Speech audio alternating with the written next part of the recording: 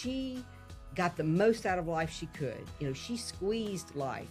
She wanted to be in with what was going on, even if she didn't feel good. If we were in the kitchen, she wanted to be in the kitchen. If we had something going on with at Mississippi State, she wanted to be here in Starkville. If there was something going on with the grandkids, she was all in.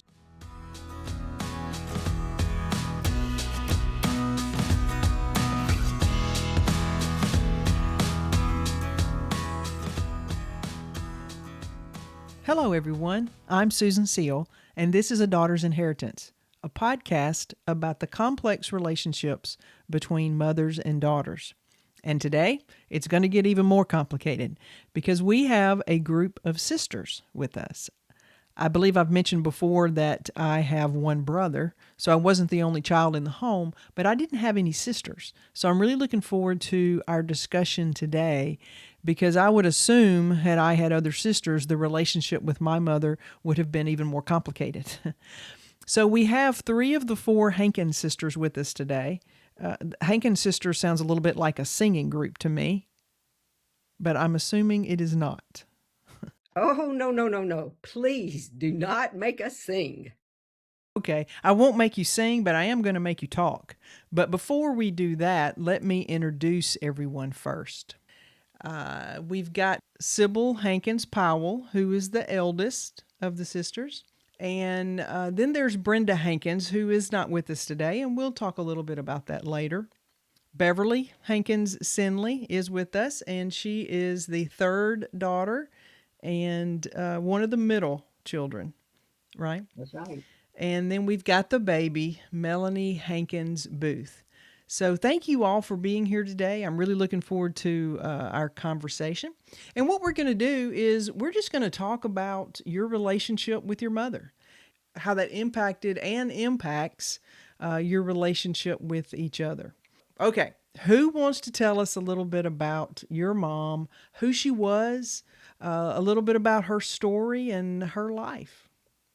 Well, first of all, Susan, let me say thank you so much for inviting us to do this because our identity as the Hankins sisters has always been such a big part of our lives.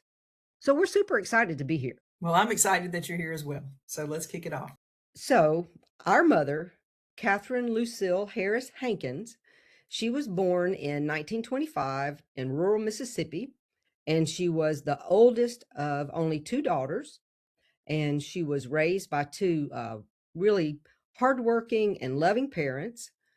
She grew up in the Great Depression, and she graduated from high school right in the middle of World War II.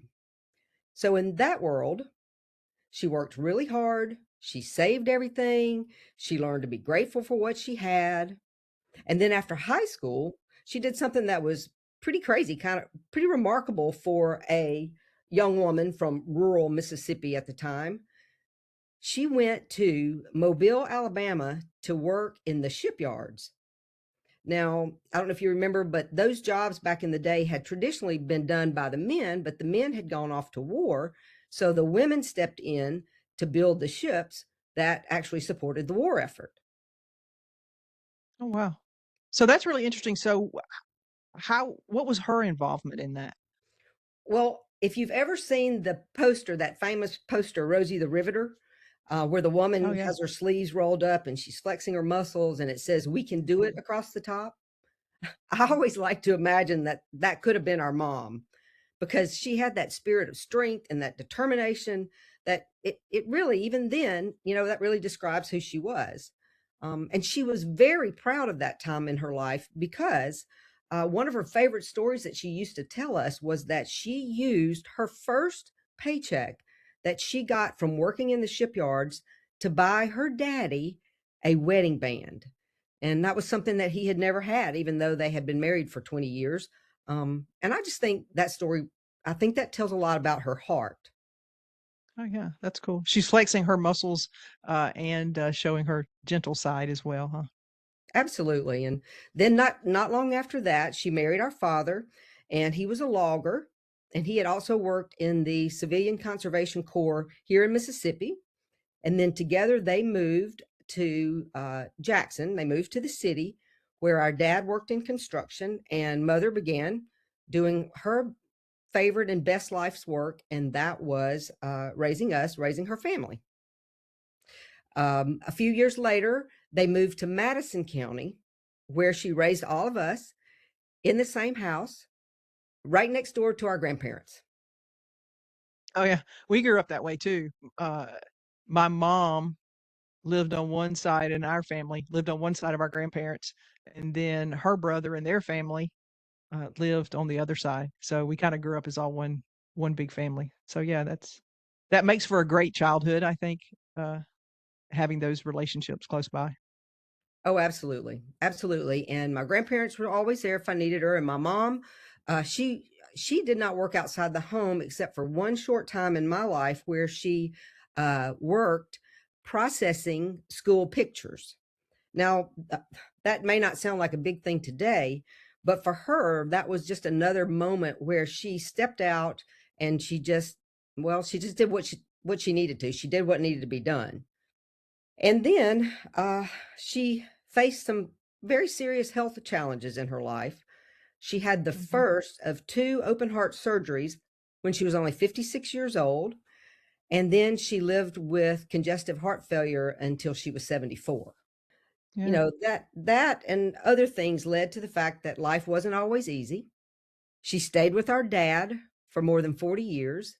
And then in her last years, she declared a little independence of her own, living in a small community with kind neighbors and pretty birds and cute little squirrels that always were very entertaining to her.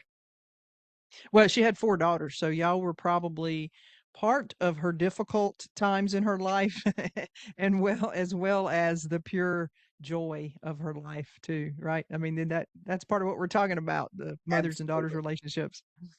Absolutely. Absolutely. And she lived that full life. She passed away right before her 75th birthday. But the thing that's so significant, and I'm sure we'll talk about it more as we go along, but the thing that was so significant was that she always said that her greatest joy in life were her four girls, her daughters. Yeah. Yep. That's great. I mean, that gives us a great kind of synopsis of who your mother was as we kind of delve into the relationship that each of you had with her and each other. So thank you for that. All right. So, who was the favorite? Or was there a favorite? I mean, do You mothers, have y'all are all mothers. Was it the oldest child, Sybil? the oldest child was a favorite? Yeah. No, Was it? Melanie was. No. Mel, the baby was the favorite. Yeah, for one reason, probably when mother had me, she didn't know what she was doing.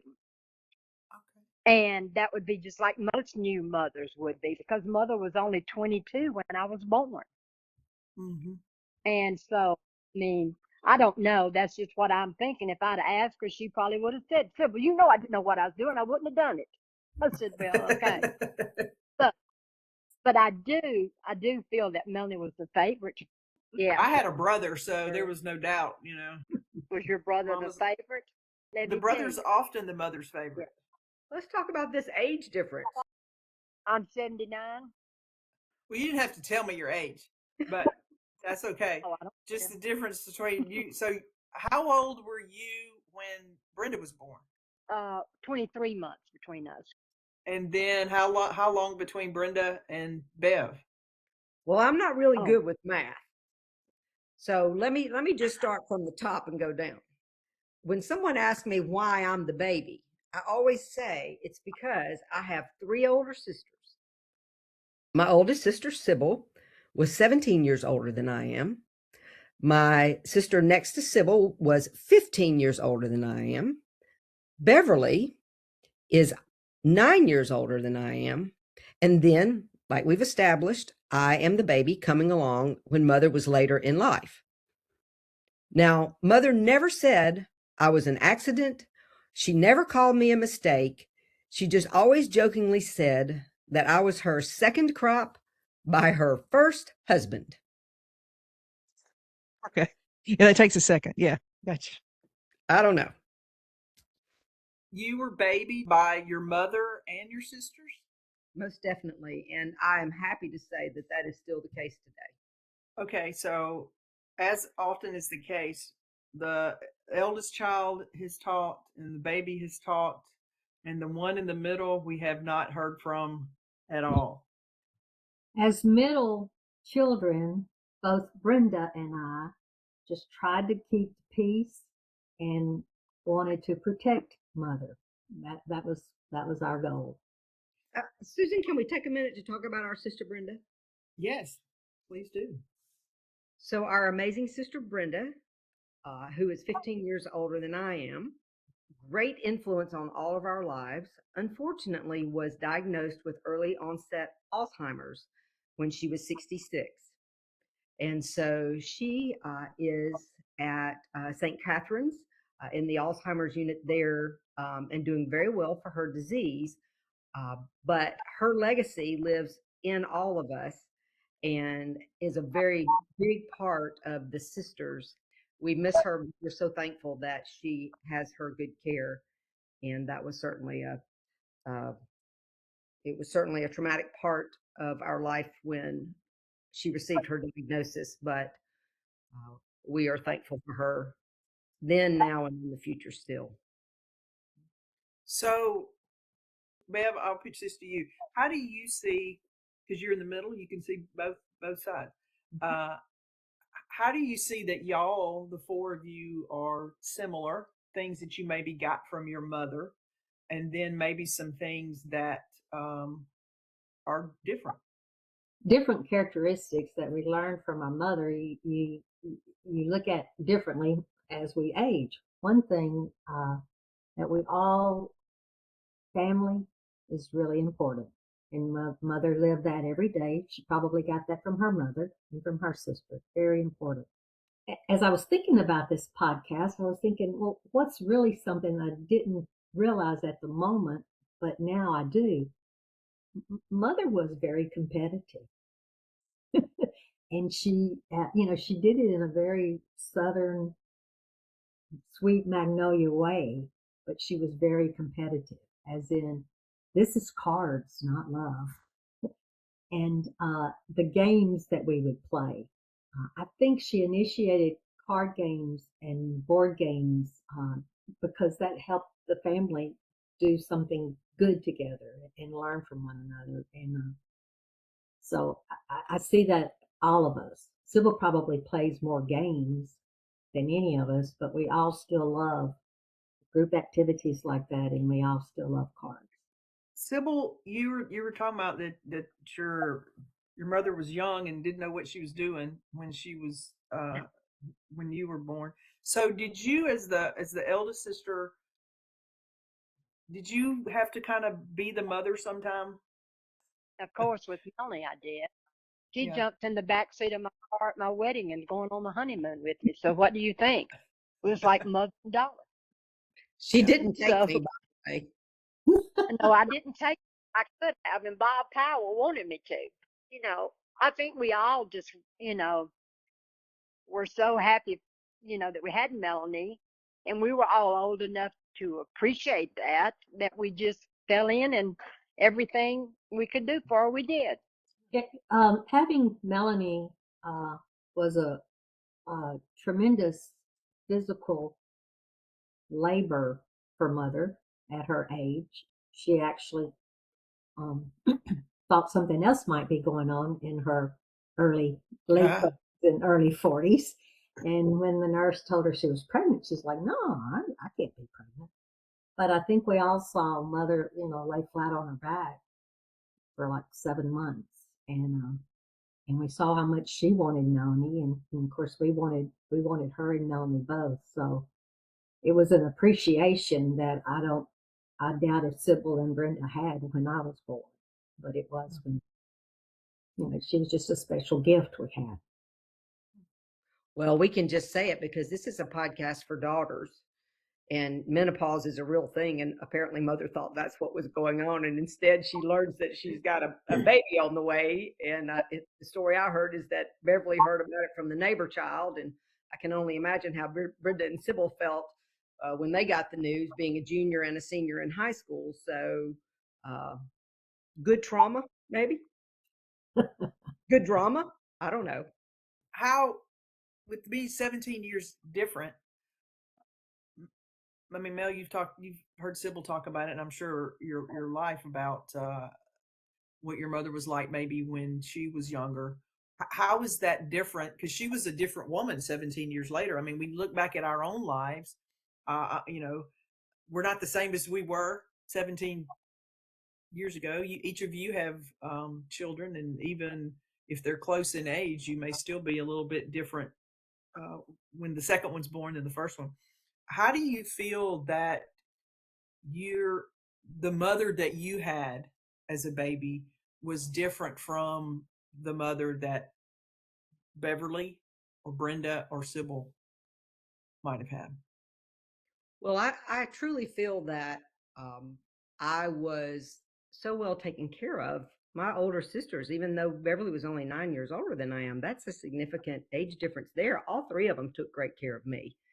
But I joke sometimes and I say, Mother was tired by the time I came along. She had already done room mother and PTO, and, she had already done everything. Not that she didn't support me, and the whole family supported me in all my athletic endeavors and my school things. But, I joke and I say, if we could do it at the school, then I got to participate. But if it was something extra, my friends did baton. Now, I don't know if it was because I was clumsy and I couldn't twirl a baton, or not, but 4-H and those kinds of things. Sybil was already gone by the time that they Sybil was gone, and then Brenda was gone, and then Beverly. I was only in third grade when she went to college, and so I was kind of an only child. And I tease and say that Mother was tired, and so she was a wonderful mother. But yes, I would think she was a lot different with me than she was when she was younger. But again, Beverly's right. She was 38 when I was born, and that was old um, back in the day to even be trying to have a child. Is there something that each of you look back on, maybe some event or some circumstance that you saw differently because of the stage of life that you were in as a child or a young woman, as well as the stage of life of where your mother was? So we probably need to talk about the fact that I had mentioned earlier that Mother had heart issues my entire adult life. When I was only 18, Mother had her first heart attack. And then the day that I moved into the dorm at Mississippi State, she had her first open heart surgery. Then Oh, 10 wow. years later, she had another heart attack and another very traumatic surgery. And then she battled that congestive heart failure until she passed away, which was 8 years later. I was only 36 then. I had two small children.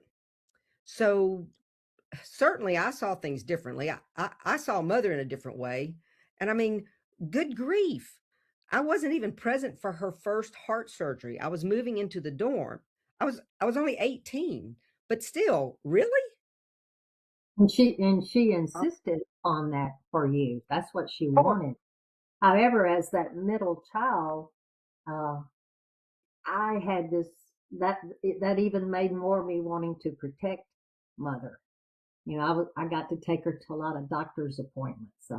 Raymond and I, when she had her second heart attack in Shreveport, we were the ones that drove her from the emergency room in Shreveport to the Baptist Hospital.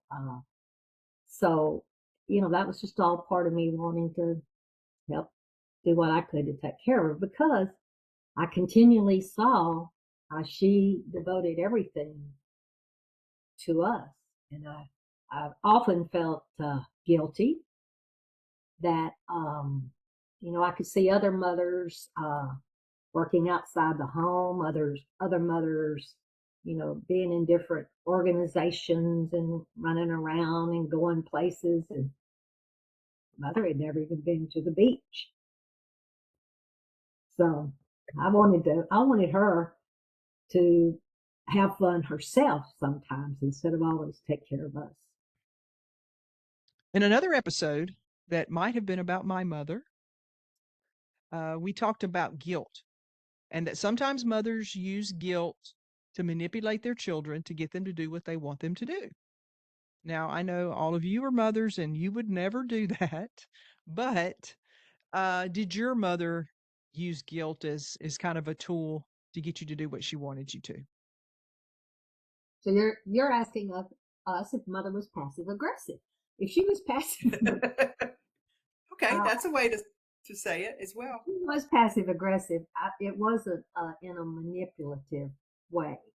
Uh, Things were important to her, and she wanted that to be important to us.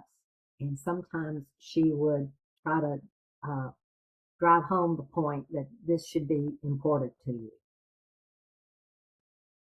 Sybil, what do you think about that? Did you ever see your mom being passive aggressive or using guilt? No, I don't remember that. But the way I look at it, it's hard for me to remember. Mother was great. She loved us. She did for us. But, just fun things that I remember and things about mother. Beverly and Melanie don't have, Melanie especially has no idea. I remember, I went to kindergarten, and that was back when you did not have to go to kindergarten. Nobody got to go to kindergarten, but I did. And Brenda was a baby then too.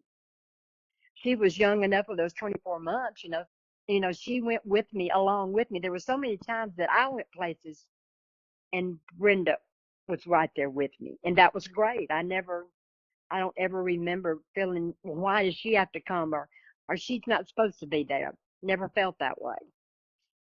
Did you see when Mel was talking about that your mother was sick for a good bit of her life? So did you see, was that different for you? Did you see her more as I mean, obviously she was a younger woman. Was she healthier? Yes, yes. I remember she did a lot more activities at school. She was always, a room mother for me and for Brenda. They played basketball against the different school teams. Mother was real energetic in that because she had played at in high school, and stuff like that. We would have spend the night parties. We would have birthday parties. We'd have surprise parties, and it was just fun things that she would do. And then see when she had her. Now, what year did she have her first heart attack? What'd you say, Melanie? 1981. That was, I'd been gone a long time, because I got married in 68.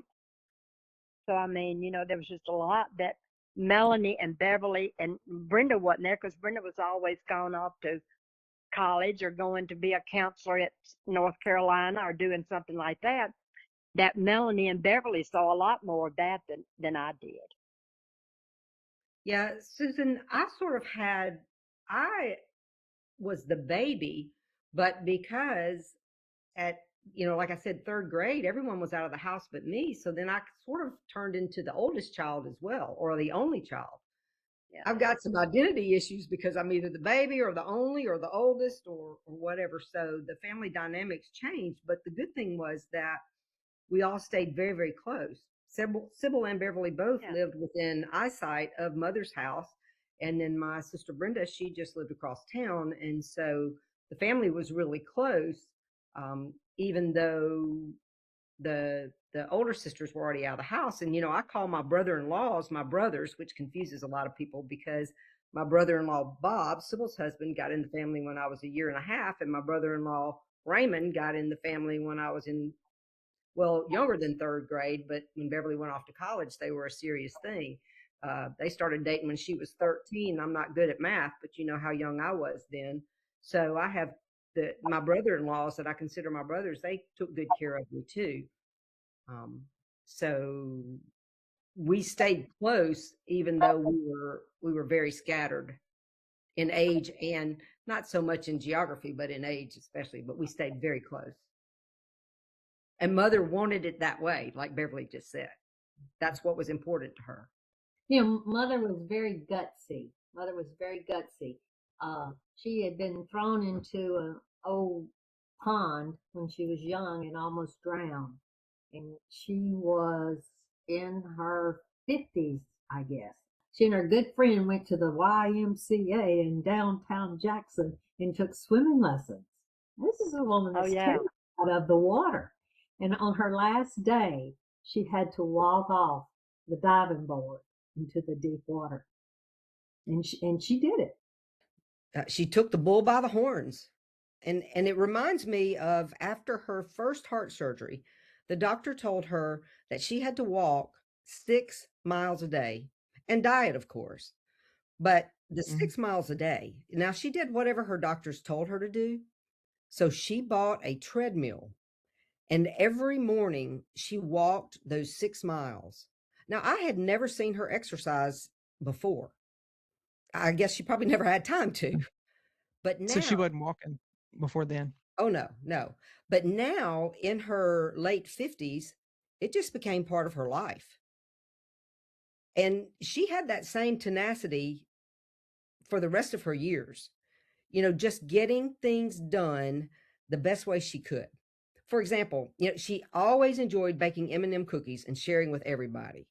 So in her later years, in her limitations, she baked those cookies for everybody, but she had to do it 6 cookies at a time in a toaster oven. Now, she wanted to give them to her grandkids. She wanted to give them to all of us, but she especially loved baking them and then delivering them to her doctors and her nurses and her pharmacists and all those people that she was so appreciative of. She just she just always found a way to accomplish whatever it is that was in her heart. And then she Yeah. she had the tenacity to just follow through and do it. But see, she always had her mother as an example. Women are a product of their time period.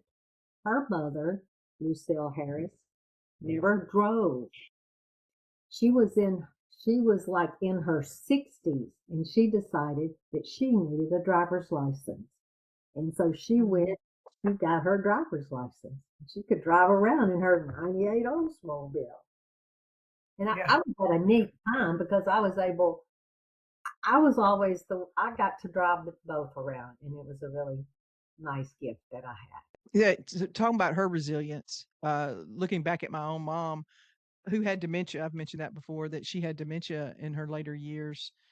And as we age, we get more fragile, right? I mean, just physically, we get more fragile. But one of the things that I really worried about was, can she handle this time of life? I mean, is she going to be okay? Um, but then I would think back and I'm like, she's been through a lot in different, different aspects of her life. Some of this, it's really helpful to, as we look back and think about the tenacity, the resilience, that really does carried them through even those later years, that they were able to deal with those things. Mother made choices and I didn't always agree with her choices. Mm. But even at the end of her life, when daily she would mark off which pills she had taken and how much she weighed because of her congestive heart failure, she would say a prayer on the end of the sheet. And she always thanked God for her life, for her Mhm. family, and for her wonderful daughters. So she made those choices and she was happy with them. So I needed to be happy with them also. Yeah. As the three of you have gotten older and going through some of those phases in life that as a girl or a younger woman, uh, you watched her go through and probably didn't understand at the time. Are there some things that you look back on that you just understand more now, or maybe things that you disagreed with then that make more sense now, or that you're like, you know what, she was actually right about that. Well, mother always told me, you better slow down or God will slow you down. She was Yep. always looking in on us saying, y'all are doing too much. Slow down, enjoy life, be in the moment. Now, she didn't always use those exact words, but she would say, take care of yourself, take care of your family. Y'all spend more time together, slow down. at the time I was like, oh yeah, whatever. And now I look at my own daughter, and we have daughters, a lot of daughters between us. And I look at my own daughter and I say, Bradley, you got to slow down. I mean, you've got a lot on your plate. Are you taking care of yourself? Are you this? Are you that? And so the words of mother just keep coming back to me of how important it is to try to make the main things the main thing. And that's what she was trying to tell us. And at the time, I was like, I'm fine, Mom. What's the deal? I can do this. Yeah, sure. Let's add one more thing.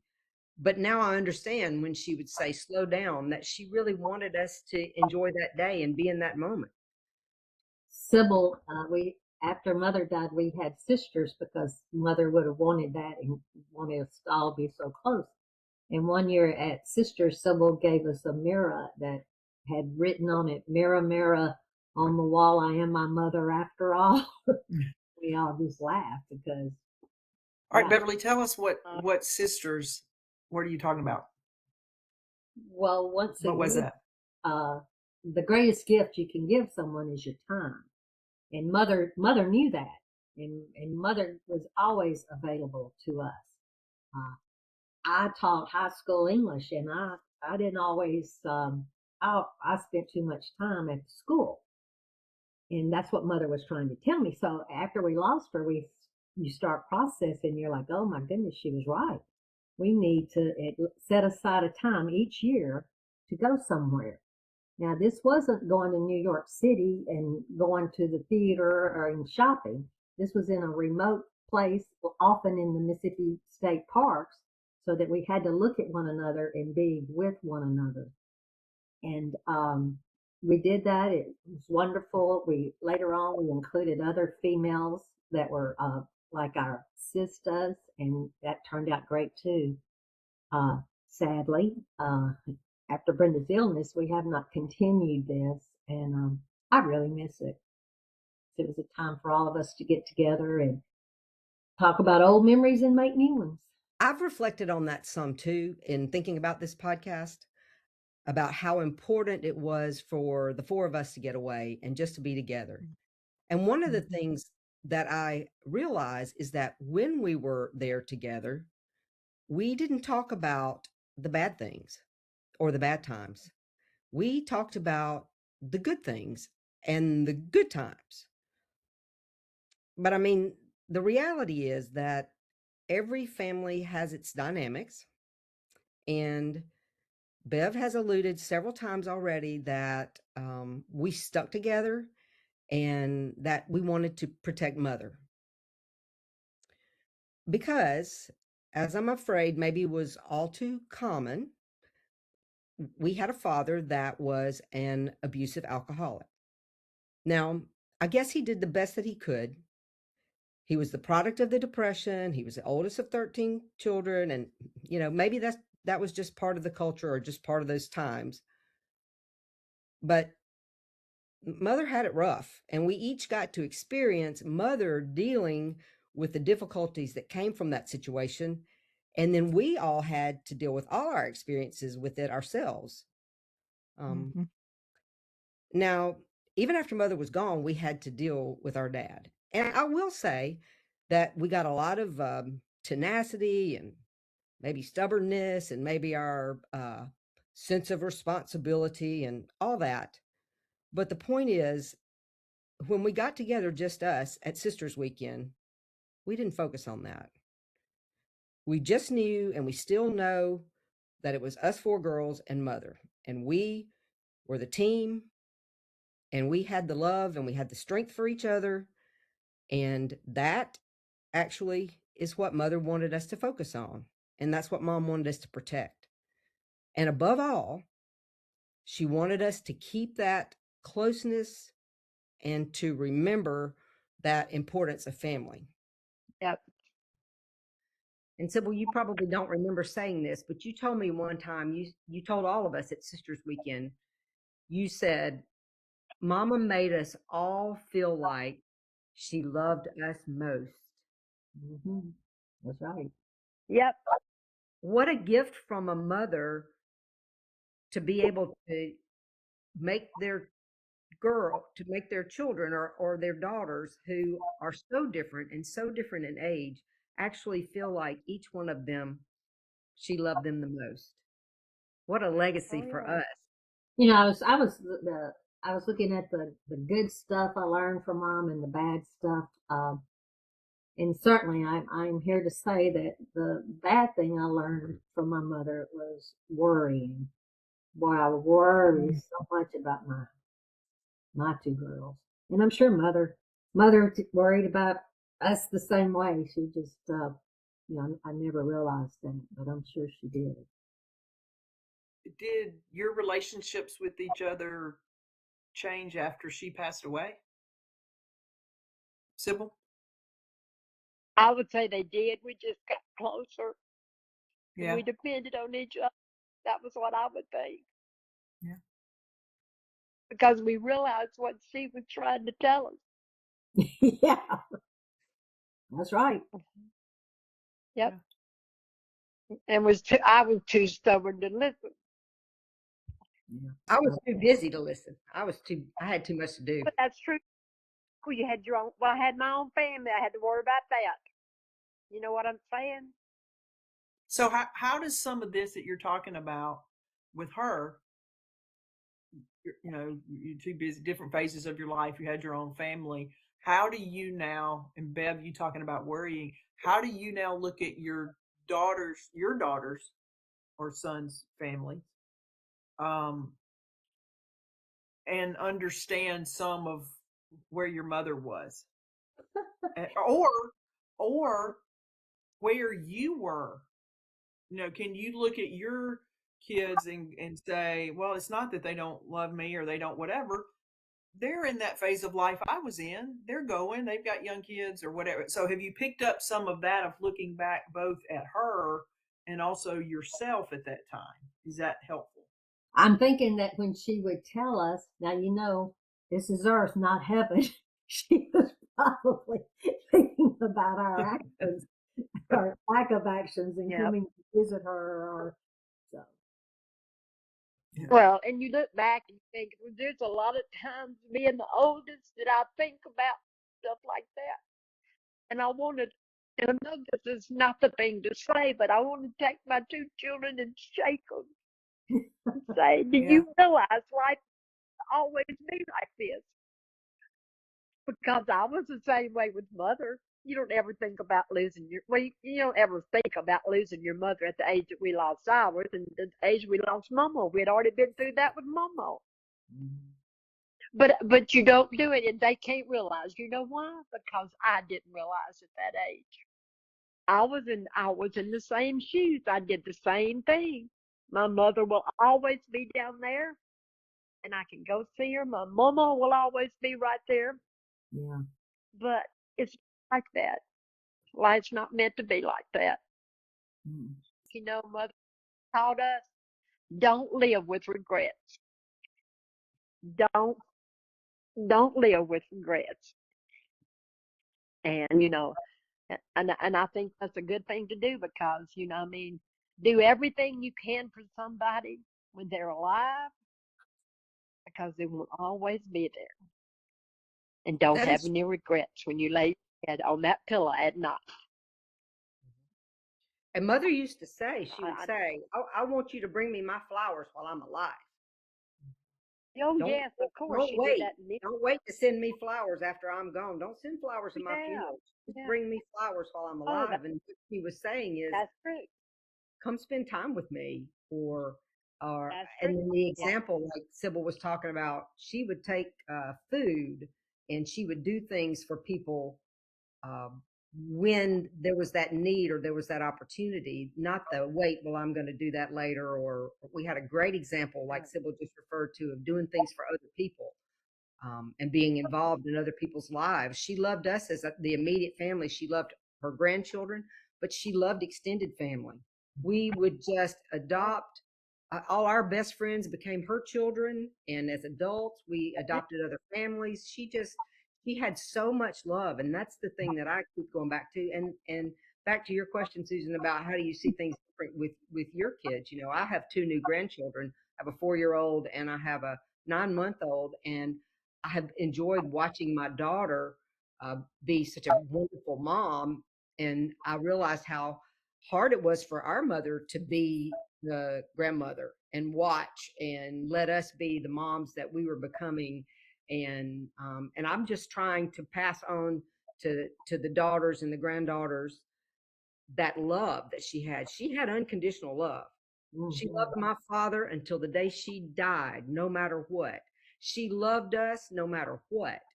And my grandmother had that unconditional love. And she loved, Yep. oh my goodness, she loved her nurses and her doctors and her pharmacist. And she loved her server at the restaurant.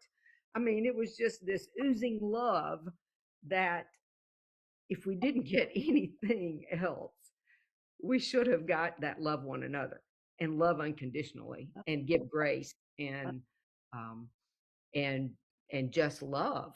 Forgiveness. Yeah. Mother was able to choose joy in any situation. Yeah, that's Yeah. something I've looked back and thought, oh, I need to do more of that. You just learn so much.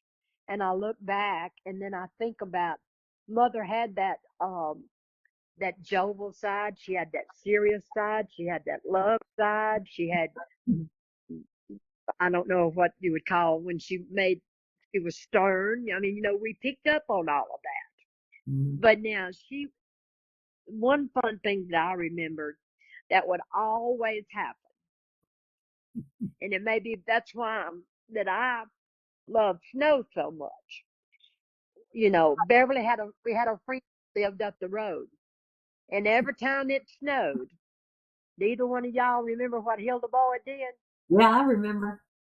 She'd come down the street and she'd have this big old snowball and she'd ring the doorbell, knock on the door. Mama would open it. She'd just plaster her with And she would pile that snowball in that house. It didn't matter what, because she knew my mother was not coming out in that snow. But that was just a fun thing. You saw, and she would laugh about that, and Hilda Boyd would laugh about that. You got her sense of humor, which you do. You can see some good in all bad, Melanie. Y'all, ah, all of y'all taught me that.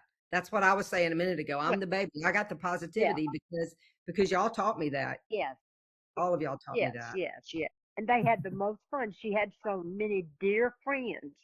And I think at that time, they took more time with their friends.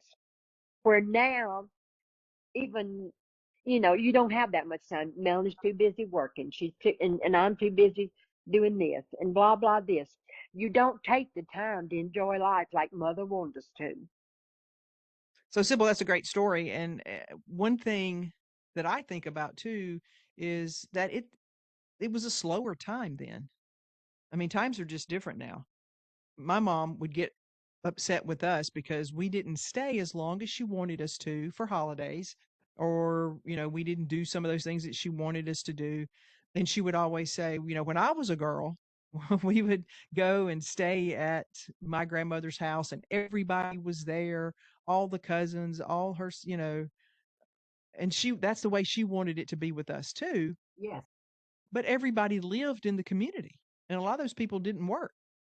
And so I think sometimes we have to give ourselves a little bit of grace because this is just a different time. Things move faster. We're all busier. We don't all live in the same community like we used to.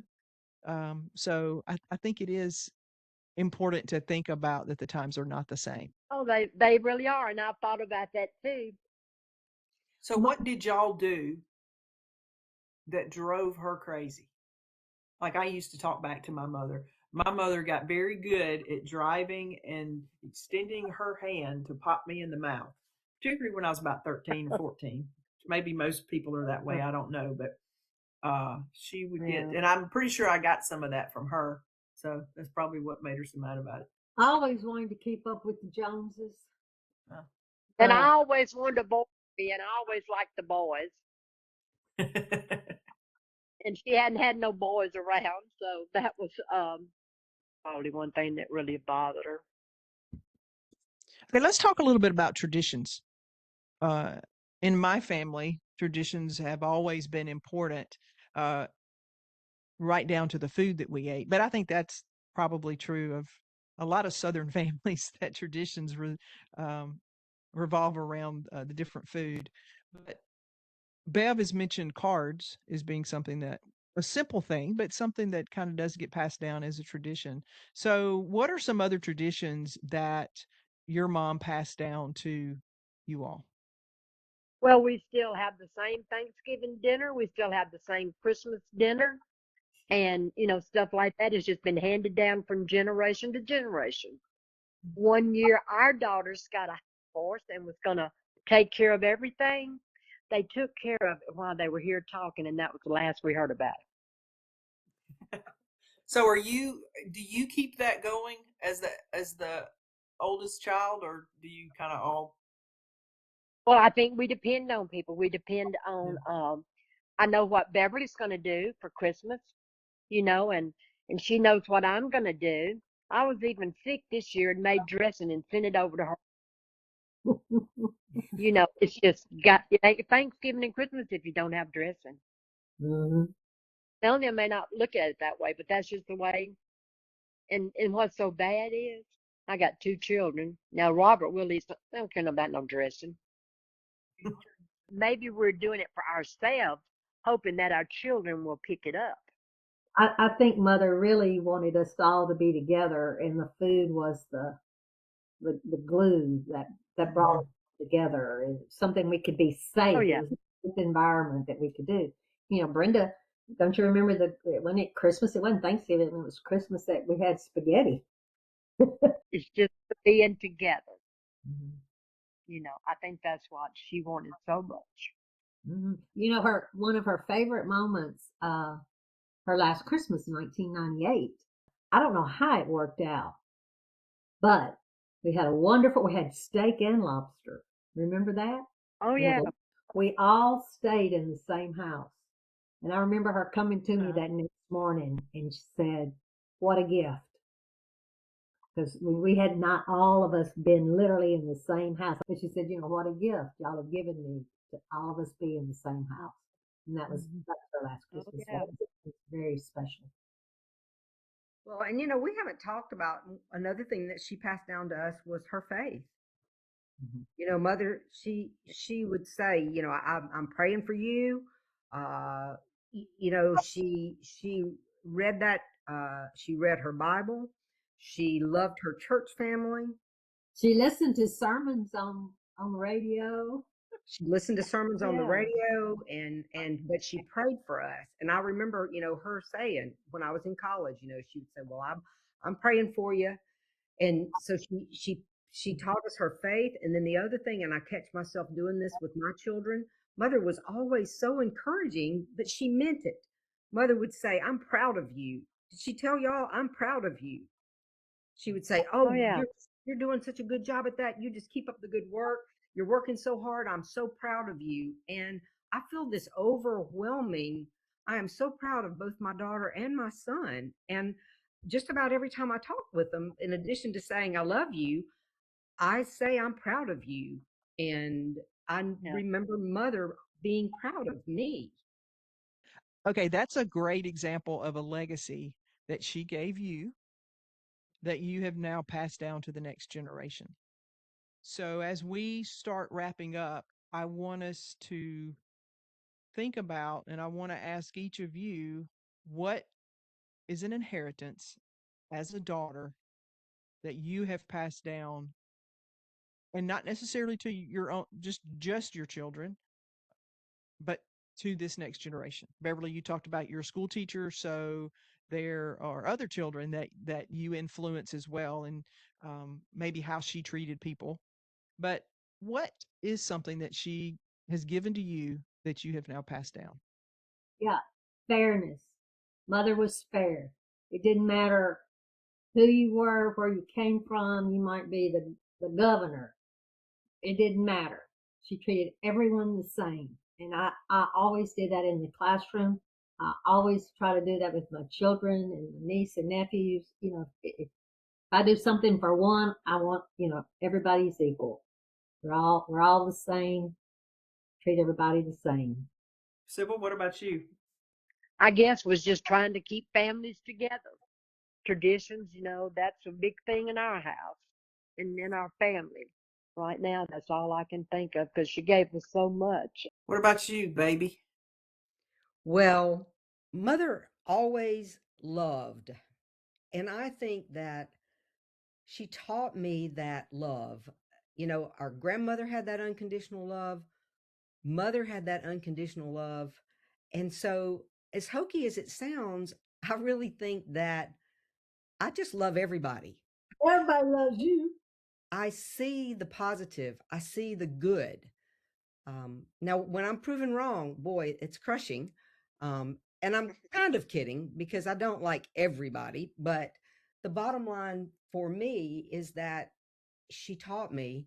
Beverly said it earlier. This is earth, not heaven, and that was her way of saying that we make the best of things. We see the good in people.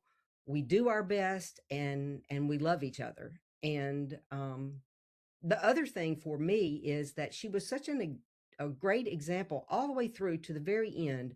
She got the most out of life she could. She squeezed life. She wanted to be in with what was going on, even if she didn't feel good. If we were in the kitchen, she wanted to be in the kitchen. If we had something going on with at Mississippi State, she wanted to be here in Starkville. If there was something going on with the grandkids, she was all in. She gave it her best and just squeezed it hard until the very end. And I think that I'm like that too, man. I I love, and I go and I do and I squeeze it really hard. So thanks, mother. Mother always had her suitcase ready to pack. And Melanie is a perfect example. She told me I had a go knot on my head. That's what she said. You have a go knot on your head. And I'm like, well, where did I get that? Right. So thanks, Bev. You're right. You reminded me that mother used to say I have a go knot on my head. Well, in our family, my mother used to quote her grandmother, which was always if somebody said, "Hey, do you want to go somewhere?" She would kind of brush off the front of her dress and say, "Well, let me get my purse." And she was ready to go. First. And I bet this too. My mother's purse weighed at least 5 pounds. Yeah. Oh yes. Everything was in that purse. Everything. So she could be God. ready to go. Thank you all for doing this today. I really do appreciate it. Well, thank you so much. You bet. Let's do it again sometime. And thank you for listening to A Daughter's Inheritance. I hope you found something in this conversation: comfort, connection, recognition, maybe even a laugh or two. If this resonated with you, please follow the show so you don't miss the next Daughter's Stories. And if you want to share your inheritance with me, I'd love to hear from you. So, in the words of my mother, be patient, kind, and fair.